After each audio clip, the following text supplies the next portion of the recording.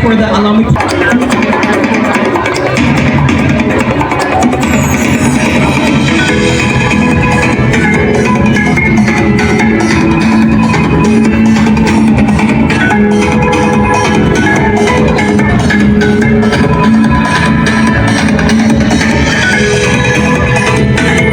Angel Citas, 16 anyos, nagapati ng pagsuwag para sa masunod na henerasyon.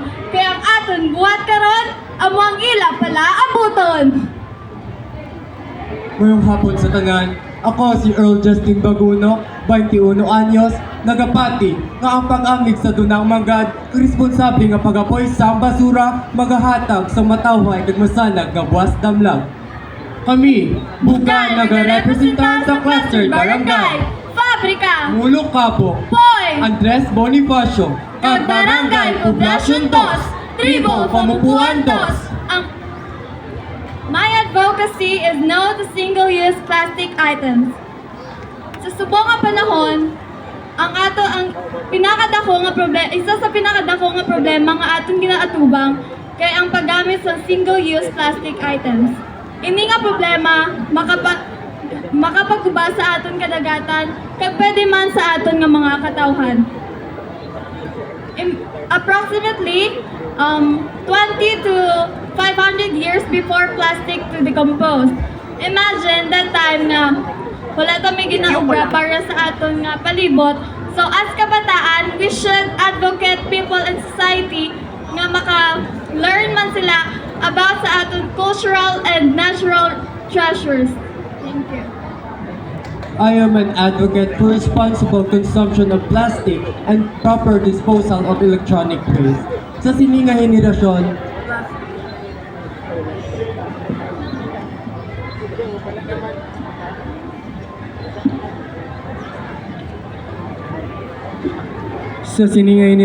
plastic is one of the most common conflict nga atong ginatubang.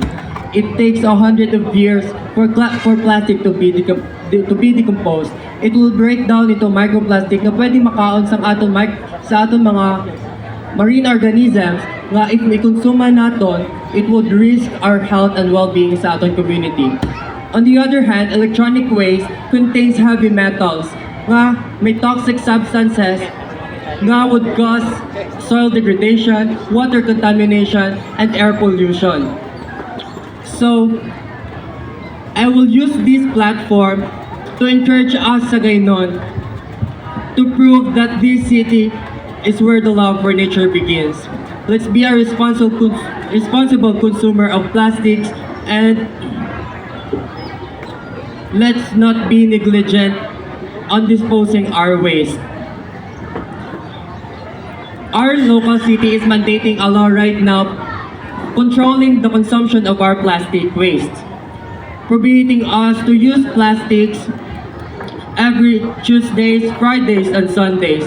By abiding this law, pwede na kita makabulig to conserve and preserve our marine resources, and we could aim for a better and sustainable future. Thank you.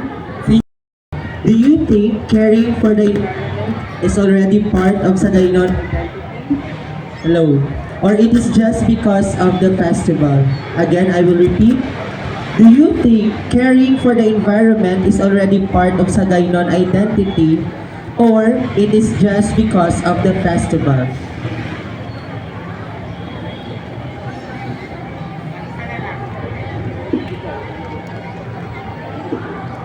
The Sagay City bagged some international awards recently. So it is part of our culture to care for our environment yan. And simply because sa aton naging sa aton culture ang pag-amlig sa aton dunang manggad, like what happened to Suyak Island. We preserve mangroves at there to help community there as their livelihood.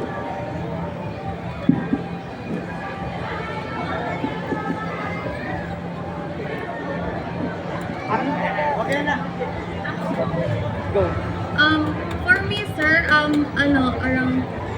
it is, miski hindi na festival, sir, we i-adapt gyud dapat nga sa aton nga sa sagay sir nga arang kung ano ang mga cleanliness dapat nga gina